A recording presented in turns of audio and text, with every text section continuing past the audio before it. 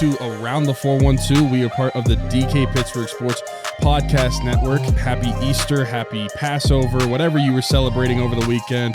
We hope it was a great one. I'm Tyler, and with me as always is my co-host Smitty. How are you doing, man? You're fresh out of the office, new job. Yes. What's going on? Yes, I am. Thank you. Well, first off, I just want to say, with you just saying Happy Easter, Happy Passover, how bad is it that I didn't even really realize it was Easter until I think Wednesday of last week? It just flew up on me, and because we would have wished people on the last episode to have a Happy Easter because we wouldn't have been talking to them until afterwards. But True. Yeah, I hope everybody we'll had a little belated. Yeah, we hope everybody had a great holiday, and you could just listen to us the day after, and then obviously carry on throughout the rest of the week with all the other original content right here. So be sure to subscribe to the channel, leave us a like, leave us a comment very early. Let's get going. Let's jump right into it. Some Steelers talk to kick off the show. I want to ask you a question, as well as everybody in the comments. Okay. Say the draft is tomorrow, okay? Roster as it stands right now, who is your betting odds favorite? Who would be your pick as to where the Steelers go at pick number 20? Assuming that they stay at pick number 20, by the way, because a trade up is very possible. We know that. So based off of the trends that or not just me, that everybody has seen from the Steelers, and clarifying that we are staying at pick 20, I'm going to go with Desmond Ridder.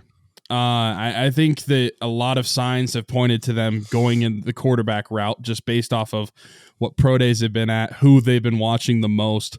Obviously, Malik Willis is their guy. I don't think there's any hiding that. Mike Tomlin loves him. We all saw the look he gave him after that throw Malik Willis had. But if we're staying at 20, I think it is Desmond Ridder, because there's no way that Malik Willis is even making it out of the top 10, in my opinion, and probably most people's opinions. So I would think it's another quarterback that they have scouted out. And even though that wouldn't be my pick, I think that is probably the direction that the Steelers are going to go heading in towards the draft. Okay, so here's what I'll add to that. I think that Desmond Ridder is the second quarterback on their board. So I think that they have no problem with him being the guy if Malik Willis isn't there. I think that they could almost look at it like, would we rather have Desmond Ridder at pick number 20 or Malik Willis at pick number 5 or 6 and having to give up an additional first next year, multiple seconds as well on top of that, so weighing their options there, which one sounds more enticing? They definitely could go that route. But for me, I'm going to go a different direction here because I'm looking at the roster right now and they don't have a starting safety. And when you think about how often teams play 3 wide receivers on the field, they also don't have a starting wide receiver really. Right. So I'm looking at that and I'm saying, okay, this team, in my opinion, I know it's like a pipe dream for everybody that they get Tyrann Mathieu, Terrell Edmonds, maybe he does come back. Maybe they circle back there. I'm assuming that they don't add a safety, a strong safety before the draft. And this is kind of the way that it's trending to me with just over a week until the draft. I'm going to go Daxton Hill out of Michigan. The safety at pick number 20. Another name that I could throw out there is like Lewis Sine out of Georgia. But the way that I'm looking at it right now, and I put a tweet out about this too, is like my top 5 guys. I actually included Desmond Ridder in that tweet as well. So I think that that's a very real possibility. But I think when you break it down, you look at everything right now, there's not a starting strong safety on the roster. Daxton Hill's a guy that can also play in the slot. He can play around the line of scrimmage. He can do a lot of things for this defense. To me, he's a top 15 player, and I think it's a very real possibility, though, that he's available at 20. They were at his pro day, so that checks off a box right there. We'll see if he comes in for a visit, because that could be a big indicator, too. But the fact that Colbert and Tomlin were at the pro day, that's like the big indicator. They haven't taken somebody in the first round without being at their pro day. Yeah, and I just want to clarify that my pick of Desmond Ridder, that's not the direction I would go. Yeah, and I didn't want it to be. Yeah, that's clearly just what I think the Steelers will do.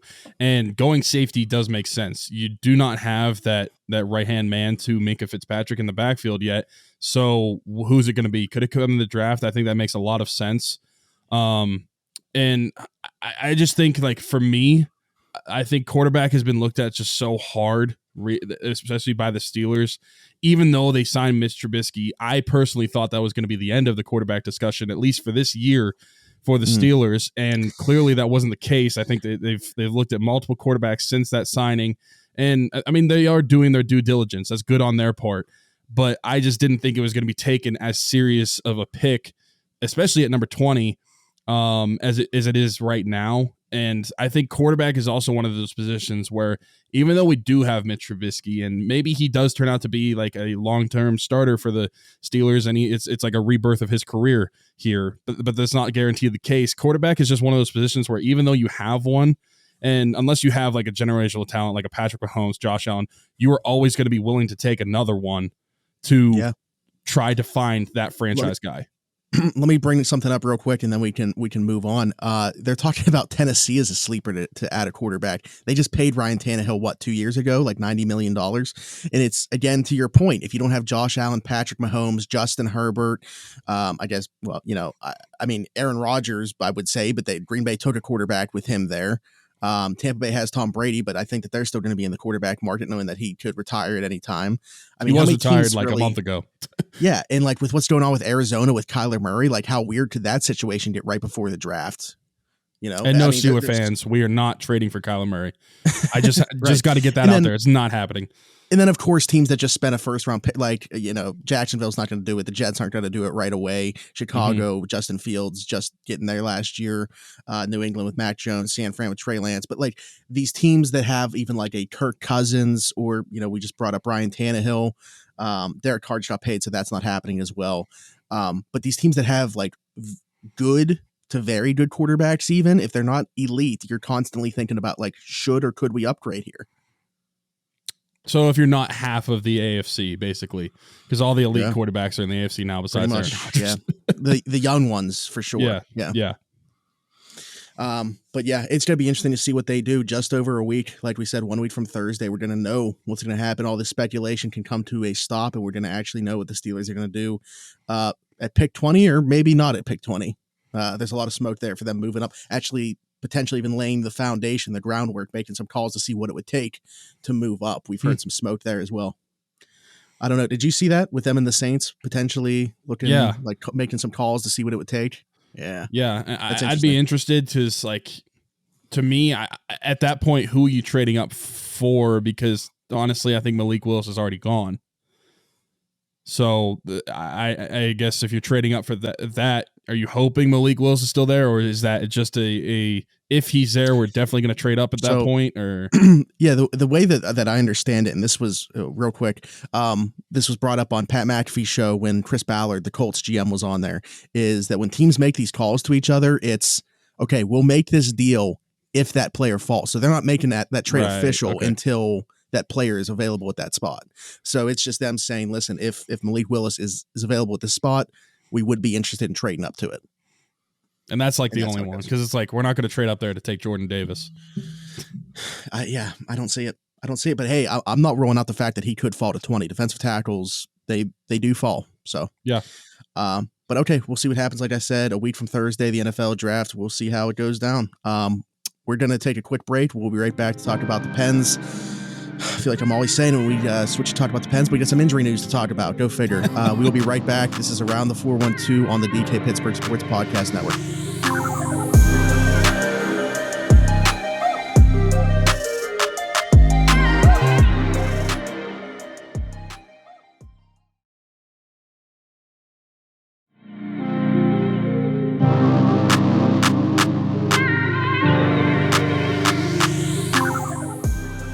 And welcome back to Around the 412 on the DK Pittsburgh Sports Podcast Network. I am Smitty.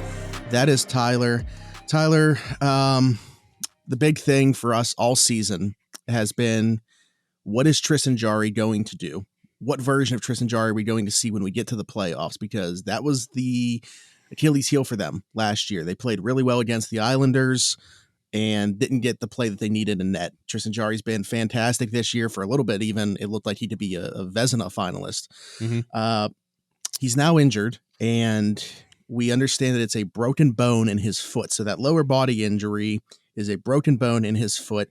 He's week to week with that injury, and week to week, we don't have week to week until the playoffs start. We got about 2 weeks until the playoffs start. Yeah. What does this mean for this Penguins team? What is your confidence level if we go into the playoffs? Oh, I'm sorry, when we go into the playoffs, it looks like with a Casey DeSmith, Louis Domingue goaltending duo. Yeah, got to add that when we get into the playoffs, because they clinched a 16th straight year, which I'm sure we could touch on a little bit. But I do not know where my confidence level is with this team, because with Tristan Jarry, it's already, I think, just based off of the experience from last year that all of us Penguins fans had watching that meltdown happen, it's already kind of wavered a little bit. Like, yes, Tristan Jarry is definitely the guy we want in net, but what's going to happen? We have to wait and see what happens on the ice during playoff time. But with Casey Smith and Louis Domingue, I can appreciate that those guys are decent goalies in their own right, but they're not Tristan Jarry. And I understand that Casey Smith has like save percentage since the beginning of February or something is like around 920, which is great, but I just still don't have that confidence that I do whenever Tristan Jarry is in net. And I think this is a big blow for the Penguins. Now, week to week, I guess we don't know what that means. Could it be like just 2 weeks? I hope that it's more towards that end. We've seen Vasilevsky had a broken bone in his foot before, and it only took him like 2 weeks to heal it.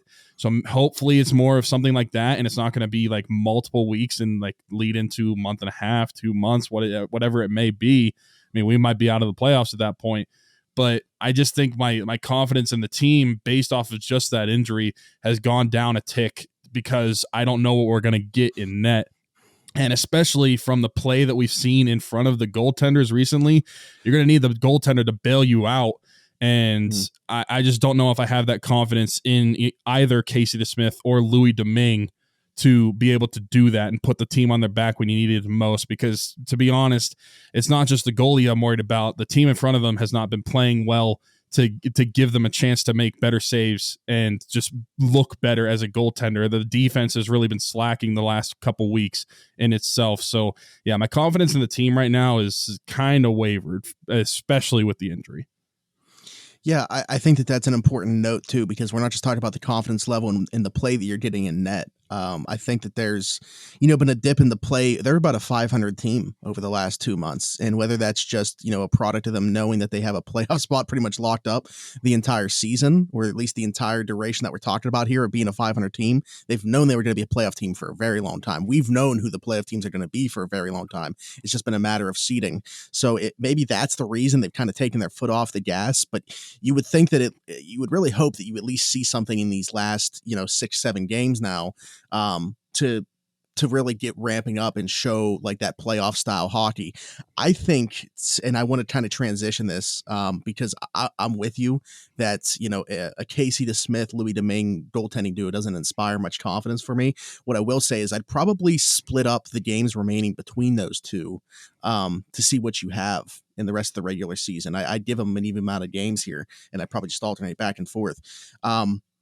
But what I want to transition to here is, and I know we only have one game left of the Geno suspension with Jeff Carter playing second line center, but how poorly has that gone? I don't want to keep beating the same drum and beating a dead horse here with Jeff Carter, but as the second line center now that we're talking about, not just the third line center where you can kind of, I don't want to say shelter him, but ask him to do a little bit less. If you're talking about him playing second line center, him, Brian Russ, and Jason Zucker have virtually done nothing productive for this team while playing together.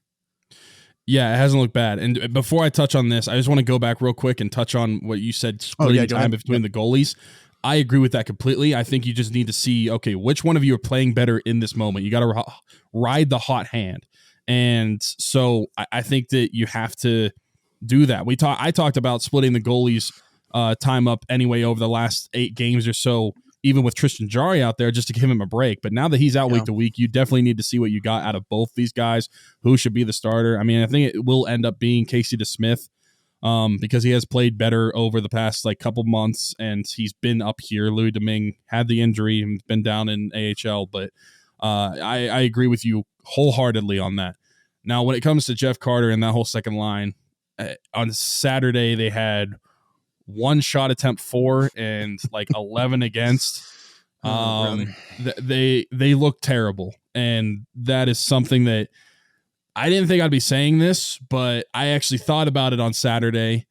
I think that the extension of Jeff Carter is looking really bad now, and with how the cap situation is going to hurt the Penguins this offseason because they have to re-sign a bunch of guys, which I know we're going to talk about in a little bit. I think that the Penguins should get into a situation where they basically say, Jeff, you need to retire or we're going to look to move you. because I don't think you can afford to have Jeff Carter at $3.125 million on your team with his production level being what it is. Yeah, the tough thing is, like, I mean, he can still score the puck. He's going to finish around 20 goals this year. He's got 18. I think for me, the biggest thing is just him getting, like, it's not a coincidence that it's always his line that's just buried in their own defensive end and can't get the puck out. So I mean, I keep going back to it. Again, I feel like I'm beating a dead horse, but like, I just don't think he's suited to play center anymore. I really don't take much issue with him playing in a right wing or left wing role. And I would be interested to see them do that. I think that they have enough centers on the roster to do it. But I don't know that Sullivan will. The other issue there is he's also, even though we're talking about him not really being able to fulfill some of the duties of being a center, he's their best face-off guy.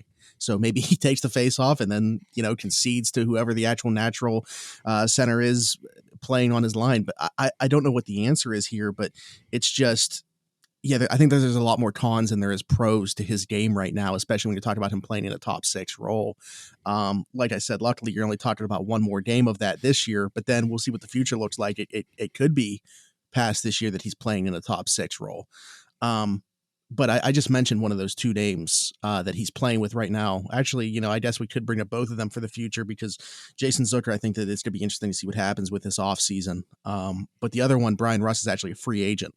And with seeing Rickard Rakell jump up to that top line, I tweeted out kind of joking, but also not really. I wondered if like Rickard Rakell jumping up there was to get a look at those 3, Gensel, Sid, Rakell, not just for the rest of this season in the playoff push into the playoffs because of the chemistry they've had, but also because maybe they view Rickard Rakell as a piece for the future. And if that's the case, has he become like a top priority for them in free agency? I think he was going to be no matter what because of I don't think you trade for a guy that is a free agent at the end of the year in this situation, especially Ron Hextall. The goal is always to re-sign him, but I'm wondering where he ranks, on that list because there's a lot of them. So obviously the top 2 are Letang and Gino. And then I think you can make a discussion about Rust and Rakell. I think it's still Rust at this point.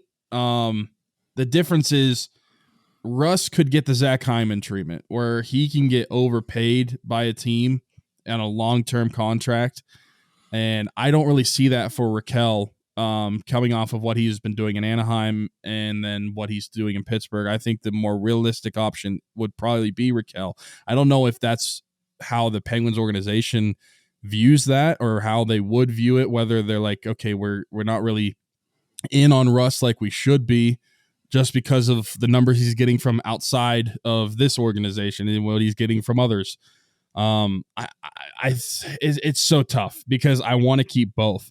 I would love to keep both. But this is a business and you have to really decide what is best for your team, not just on the ice, but financially. Like, is overpaying Rust better than paying cheaper for Rakell to help your team in other areas as well? I think that's a very tough question that the Penguins are going to have to answer this offseason. I don't think there's an easy answer either way. I obviously I want to keep both, but where I'm at with it, as the player goes, I still would want Rust on the team over Rakell. But when you're throwing around the contracts with it, and obviously we don't know what contracts they're going to get, I think I would probably pump Rakell over Rust just because of what Rust is anticipated to get in the offseason and what I want to say discount, but like basically what the contract of Rakell versus Rust could be. You will have more room to improve your team in other areas with Rakell as a cap hit instead of Rust. Yeah. I mean, honestly, like I'm pretty close to even contracts saying Rakell on this. And I know that a lot of people might disagree with me. I know it's a pretty small sample size. I love the way that he's meshed on that top line. I think he brings a little bit different element than Brian Rust does.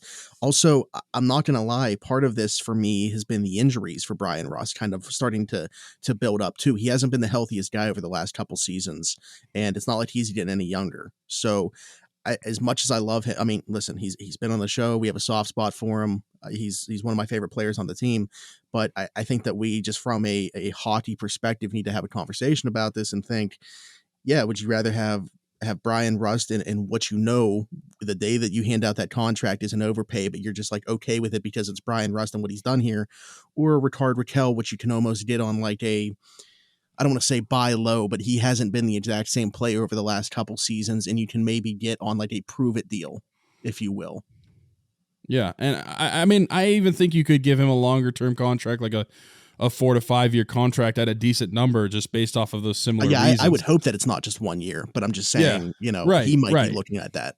But I'm looking like, because I even said when we traded for Raquel, the people that are looking at his numbers dropping off, well, I also brought up that that's also whenever the play of the Anaheim Ducks also dropped off. And when you're on a bad team, that's going to affect how you play as well. I don't think like I don't think you're going to be expected to hold the same point totals when you're playing on such a terrible team. Like they were bottom of the league, like bottom 5 of the league every year. With that said, I just think that this team in the offseason is going to have a lot of tough decisions to make. And I'll just throw a scenario out there since we're talking about futures and cap and all that sort of stuff. Say Montreal throws a lot of money at Chris Letang and he ends up leaving. What do we do with our defensive scenarios? Because at that point, my first thing, whether Letang stays or leaves, when it comes to the defense, is probably moving one of those left side defensemen, just because you've got a ton of left side defensemen and you want a POJ to be playing, you got to move somebody. And there's a lot of money on that left side that could clear up cap if you move somebody. I mean, Marcus Pettersson makes a little over $4 million. Matheson makes $4.8 million. Dumoulin makes $4.1 million. So before Letang or anything like that gets moved or re-signed or anything, I would look at it'd probably be looking at Pettersson, just because that would probably get you the most out of a trade if you moved on from one of them. Dumoulin, to me, would be the one I would want to dump, just because I think his play has just gone so sour so quickly. But if Letang does leave, then I'm looking at moving not just one, but probably two. And if you're not moving two, I think that Dumoulin automatically goes from a top pairing defenseman to a third pairing defenseman, because Letang's not here and they haven't been even playing together lately. Matheson has been with Chris Letang. So I think if Letang's not even on the team anymore, then you're getting in a serious conversation of, what are you doing for me lately? You haven't been that good. You're either going to be playing third line minutes and playing with a guy like Chad Ruedel, or we're going to move on. I just think there is a serious conversation about what the defensive unit is going to experience, because there's been talks about Montreal with Chris Letang. There's been talks that he could go there if they throw a lot of money at him, and I feel like they probably could have the money to do so. That's his childhood team. It makes a lot of sense. Whether Letang actually wants to go there or not, I have no idea. I feel like he's definitely loyal to the Penguins and like Sid, Gino, the organization, Mario. But whenever you're at that age and you're still looking for money, if the Penguins can offer him $7 million but the Montreal can offer him $9 million, that's hard to pass up. And again, this is all scenarios. I have no idea what's going to happen. We still have a couple months to worry about this, but it's just something that I wanted to bring up because it's some conversations that we're going to be having this summer. If Letang leaves in free agency, there's not a ton of UFAs, although like John Klingberg would obviously be interesting, especially if they free up the money in those other ways by subtracting from the left side, because they're going to need a top pairing guy, in my opinion, on the right side. Let me bring up a name to you that's an RFA that would absolutely be hilarious because he plays on a division rival. Noah Dobson from the Islanders. He also runs their power play, so he would help out in that area too. Just throw money at Noah Dobson and make the Islanders not be able to match it. What, so offer sheet him? Is that what you're saying? Yep. I mean, how much are you wanting to give up? Because if he signs the offer sheet, you have to give him picks. So, I mean, that would I don't even know what draft picks are. It depends on how much your offer is for offer sheets. I mean, I know like if you're at the highest bracket, like for an offer sheet, it's like 10 point. If your offer is more than 10.1 or 10.6 million or something like that. I mean, obviously it's not going to be that high, but it's like 4 first round picks. So it just gets more picks the more you offer. But yeah, I mean, you would have to replace that because even in-house, what is your top pairing if he leaves? If Letang were to leave, would it just automatically be Marino and Matheson as your top pairing if it's just the people on your team? I feel like that's probably the most natural succession. And then at that point, you'd probably have who is the right side D that we have? I guess Friedman could play the right side. Yeah, but it's hard to speculate on who it would be, but somebody would be brought in. I mean, there's no way that they would go into next season. So I don't know. It's tough. Like I don't want to think. I don't want to think that there's a possibility that Letang could leave, but at the same time, there certainly is. There's a possibility that Letang could leave, and I feel like it's more possible with him than it is for Gino. Yeah, I mean his first agent's running the show up in Montreal, so that's why it's such a natural link for everybody to try to make there. But we'll see. I can't believe that we're saying this, but the Pittsburgh Pirates are an over 500 ball club. So let's talk about that when we come back, huh? Yeah, I guess. You're wearing the hat right now, by the way. I am. I'm loyal even when they suck, which is still right now. But the Pirates are 5-4. We're going to talk about that when we come back. This is Around the 412 on the DK Pittsburgh Sports Podcast Network.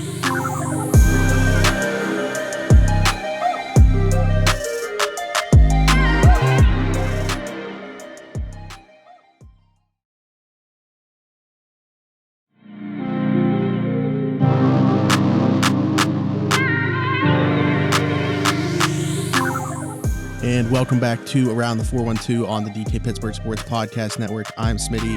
That is Tyler. Like I said, I want to just keep shouting this from mountaintops right now because the Pirates are over 500. They're 5-4 on the season. Just took 3 of 4 from the Washington Nationals on Sunday afternoon with a victory. All 5 of their wins are also come from behind victories. Yeah. I think that it's just kind of what we thought was going to be the case with this ball club. Like not necessarily very good, but they're very like, I hate using this word because it's the words that you say when you know the team's not good. Like they're gritty, they compete. They're going to play hard every single night. This is a lineup. It sounds like you're describing a hockey team. Exactly. This is a team that didn't have Brian Reynolds or T. Brian Hayes in the starting lineup on Sunday, and they went out and beat Patrick Corbin and the Washington Nationals. I mean, what is there to say about this club right now? I mean, like I said, I just used a bunch of adjectives that, like I said, you use when the team necessarily isn't that good, but it's true. This team is going out every night and they're keeping games close. Yeah. Well, first I got to say there's a nice spot on this wall for those people who are watching on YouTube for a World Series banner. So I'm getting that ready right now. But I just think this team is fun. Are they perfect? Definitely not. There's still a lot of managing decisions that I do not agree with. There's a lot of like lineup decisions, bullpen decisions, whatever it may be. I just don't agree with all of it, but I think this team is fun to watch. And for those reasons that you've been talking about, they're gritty and I don't think that I've really thought that they've been out of it in a lot of these games. I know they haven't performed well in a lot of them, but like this whole national series, even being down 3-0 today or Sunday, fourth wall broken again. I just don't think that they have shown like they're just going to be like sulking and really just throw in the towel and really get drilled by a team. I think that they're going to be playing tough the entire game, whether they're losing 1-0 or they're losing 5-0. I think you're seeing a lot, like you said, a lot of compete from this team. And it's funny because we're using a lot of terms that are used for hockey, but it's true.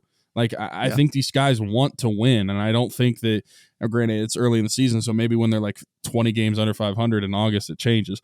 But I think that right now, it's great. And the fact that they have a winning record, who thought after this Cardinal series that we'd even see a winning record? So, you know what's funny is I was getting ready. I was thinking I was going to come onto the show and ask you if you remember last year, there was a point in the season where I said, are they going to get back over 500? And they didn't. I was planning on asking you when they went to like 3-4 or whatever, if you thought that they would get back over 500, and then they've won the next 2 games. So can't ask you that now. But I think that like the biggest thing for me, just watching them play right now, and like you said, they're not perfect. I mean, you look at some of the starting pitching like JT Brubaker and Mitch Keller, which if you think that this team's going to do anything this year, you would think that those would probably have to be their two best pitchers, and they haven't been. Obviously, those are the next two starters, by the way, in line. But I think you look at just like the positive things like Diego Castillo, Michael Chavis, who was kind of thrown away by Boston, a once pretty highly thought of prospect, and what he's doing this year. Yoshi Tsutsugo has like a completely different approach. I mean, you would like to see the power show up. Hopefully he does eventually, but he's seeing so many pitches. He's working a ton of walks right now.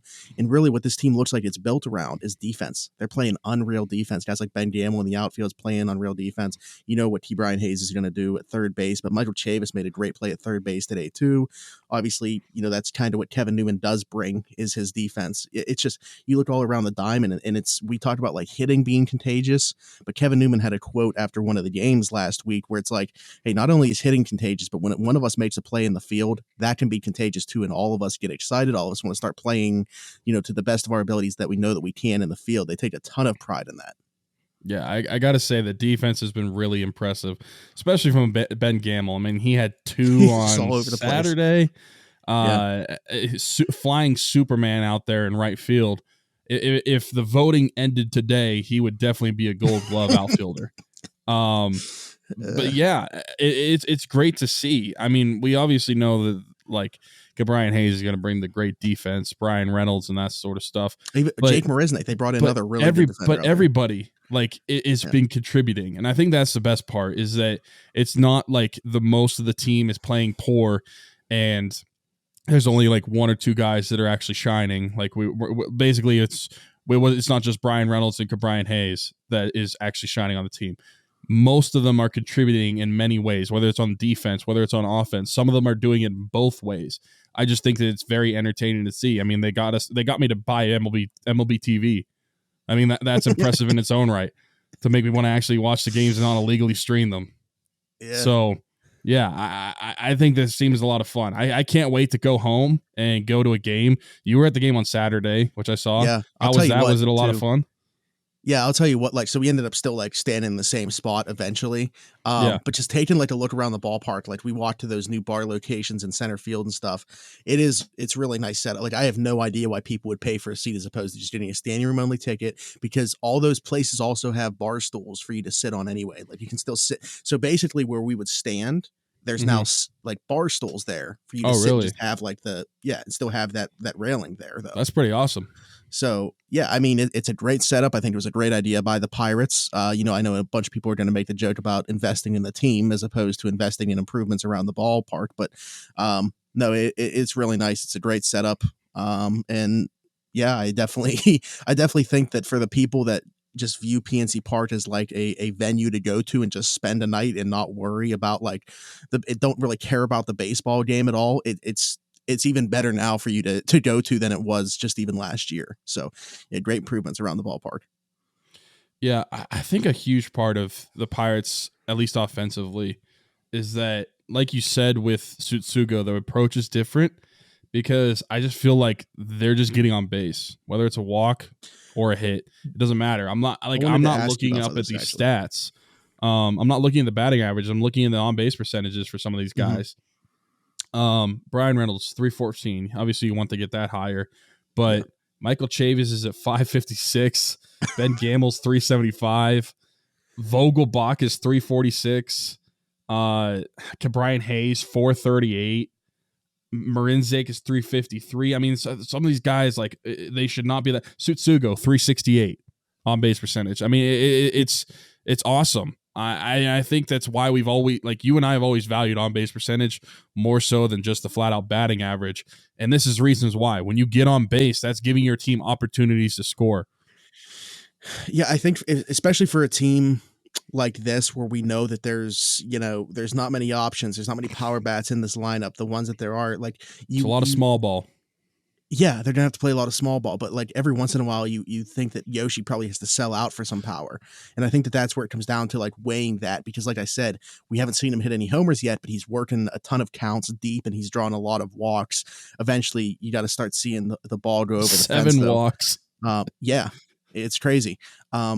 So Yeah, it's going to be interesting to see. It's just I keep going back to like the one thing that I really don't understand about the roster right now is like what was the point of going out and getting like a Josh Van Meter, because like they already have that guy on the roster right now, or they have that guy in AAA. It's just I looked at the rest of the roster and really don't take much issue with anything that they're doing right now, as long as we keep seeing like a Diego Castillo playing, like 4 times a week at least. But Yeah. a Josh Van Meter being on this team, I didn't get it from the beginning. It's probably something I'm going to talk about every episode, to be honest with you. I don't either, and I think he's just a waste in the lineup. He's not I think producing on he did come offense. through on Sunday, but Yeah, but he whatever. like for the most part, majority of the season. I mean, he hasn't played in a ton of games, but he hasn't really done anything when he's played in the games. I'm with you. He's one of the ones where it's like, why is he on the team? Why do we sign him? But everybody else, I mean, this is like the Island of Misfits lineup, and it's been working so far. Yeah, Ben Gamel, just to bring him up real quick again, and then I want to talk about the bullpen, is a guy that like when I saw got brought back, I was kind of like, even if he doesn't end up being a starter, to me, he was like the ideal 4th outfielder. Like say that Travis Swaggerty didn't have, the shoulder injury last year, didn't have the lost season, was ready to go in the majors. And you had maybe like, I don't even want to bring up the possibility of this being the case, but we know it's a real possibility. O'Neal Cruz ended up not sticking at short and being an outfielder. Even if you had those two and Brian Reynolds, I would still have been, pounding the table for like a Ben Gamel to be the 4th outfielder anyway. And now we're talking about extending him. So forget extending Reynolds. You might as well extend Gamel. Yeah. Just hand out extensions like crazy. I want to talk to you about the bullpen though, because with what we're seeing we kind of touched on this in last week's episode too, but we've seen it even more now through another week of baseball here, the Will Crowe effect on this bullpen. We obviously didn't like what he brought to the rotation, but he's a completely different pitcher out of the bullpen. When you can just kind of minimize the innings that he has to work and just say, hey, go give it everything you got for 2 to 3 innings. And we're seeing what it's doing for him this year, pitching with a ton of confidence. He's able to mix in every single pitch that he has and just empty the tank when he's out there. To the point where we're seeing like Shelton get creative with the bullpen a little bit. Like I know you were talking about even like his bullpen usage, but especially on Saturday and Sunday, it was very interesting to see like Bednar do what he did on Saturday, working multiple innings and then be the guy to close the door on Sunday. It's just, if that's the case, and I'm all on board with that, because I do not want to have a traditional closer. We've had this discussion how many times. Put your best pitchers in the highest leverage situations. And we're seeing Derek Shelton kind of go towards that. I don't know if that's somebody in his ear or what's going on, but I've actually been pretty okay with the way that the bullpen's been used this year. I think it's smart. Like you said, Will Crowe has been great, and I think the approach that he takes out of the bullpen versus being a starter is completely different. I think that would be the way for any pitcher, because you're not have to worry about going for an X amount of innings. You don't have to worry about how many pitches am I throwing? Like you said, you're going out there for 1, maybe 2 innings, depending on the situation, and you're going to give it your all. And I think that approach has really helped him a lot. He hasn't given up a run this year. I don't think Bednar has either. And those Bednar is the longest streak of any pitcher, I think, without giving up a home run. Yeah, those are your two. I feel like those are your 2 anchors in that bullpen room right now, that you can rely on to when you trot them out there. You're expecting to get out of the jam. You're expecting to get out of the situation that they are brought into. And I think that for the most part, the entire bullpen has been pretty good. And I think situationally over these last couple of games, I did notice that. I'm like, it's the 8th inning, but Bednar's in there. They're not saving a traditional closer, which is like something that we've been hammering the table for basically the entire existence of this podcast. Is the traditional closer role is something that should only happen in the highest situation, not in the 9th inning. So it's whatever the highest leverage situation is, whatever the toughest situation is. Like if Juan Soto was batting in the 7th inning, but Bednar is your quote unquote closer, I don't care. You should have him pitching against Juan Soto in those situations. And I mean, it's good that we're seeing the team get away from that, because I think that's just a better mindset completely, to give your pitchers the best situations possible. That's putting your team in the best situation possible. You don't want to like throw out Dwayne Underwood Jr. instead of David Bednar in your highest situations. Mm-hmm. Right, just because of the inning that it is. Yeah, there's some other arms there that are intriguing. Like, okay, so Chris Stratton had to be the one to close it down on Saturday. But like I've liked the usage of a guy like Dylan Peters, who got used in some starts last year, I think was decent, and he's back again this year out of the bullpen, and you can use him as kind of like a Swiss Army knife there. There's not too many arms that I'm really complaining about. Like I think that Heath Hembree's been used in a decent role. I think he got kind of bailed out by that great relay play. Otherwise, he would have given up a run on Sunday. But yeah, I mean, Contreras there's a lot looked good out of the bullpen. Yeah, for sure. Oh yeah, I don't know how we don't talk about that at all. But I got his think first so win, too. by the way. He got his first major league win, and it's going to be, that's obviously not going to be his role when he's here as like a full-time major league guy. But you mentioned the name Dwayne Underwood Jr. with him being on IL right now. Contreras gets brought up to have a role, at least doing what he's doing. And yeah, man, that was a great appearance that he had against the Nationals. So there's just, I mean, like you said, we know that by the end of the year, we're probably to be talking about a team that's under 500 and probably not all that close to being 500. But I think that there's still going to be some things that are intriguing to watch this year. And you would hope, before too long, it's even going to be more talent on the major league roster when a guy like O'Neal Cruz comes up. So we're just kind of like biding time until we get to that point. Yeah. I mean, what I've been seeing is making me excited for the future. And I know people will always be like, oh, it's always about the future for the Pirates. But like, I think this is like serious. And especially like since Brian Hayes got extended, I think the Pirates are showing that they're a little bit serious about the future now too. And like from what I've seen this season, I just feel like this is getting me excited for the future of the groundwork whenever we're getting in contention again. Yeah. It's like, okay, so it's obviously not like the 2013, but you almost feel like, okay, if last year, because it was so bad, it's kind of like a 2010. Maybe this is like a 2011-ish type, except obviously I'm talking about by the time that we're at the end of the year, because still at 2011, they had a really nice first half. So, I mean, who knows? Maybe the Pirates team will be in contention in July, but assuming that that's not going to be the case. But it's still, when I say that, I mean, you see signs of what it's going to be within a year or two. And, we'll see. We'll see how close they are, because I think that's still up in the air too, is how close does the organization think they are to competing.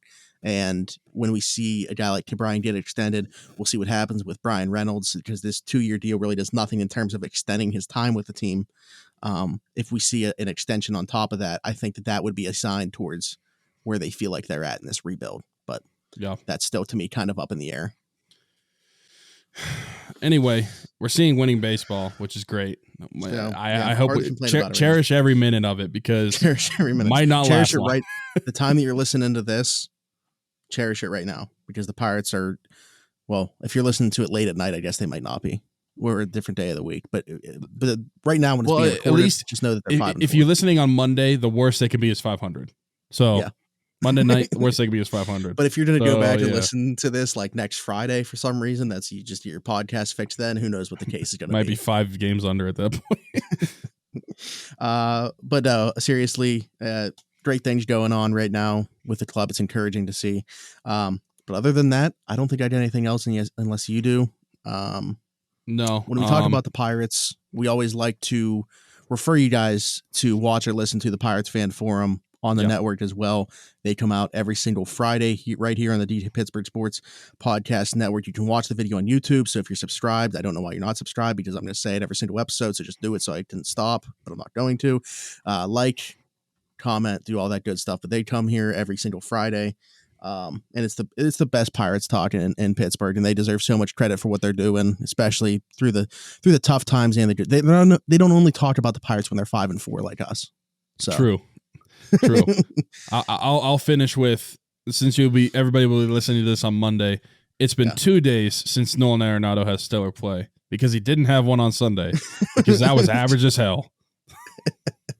It was not Brian Hayes like. Nope.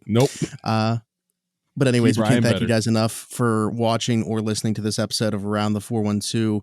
I'm going to say it again. You guys ready? Subscribe to the channel. You won't miss a single thing from the DK Pittsburgh Sports content family.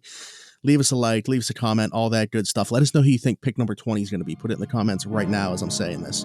But other than that, we will see you guys next week. For Smitty, for Tyler, this is Around the 412 on the DK Pittsburgh Sports Podcast Network.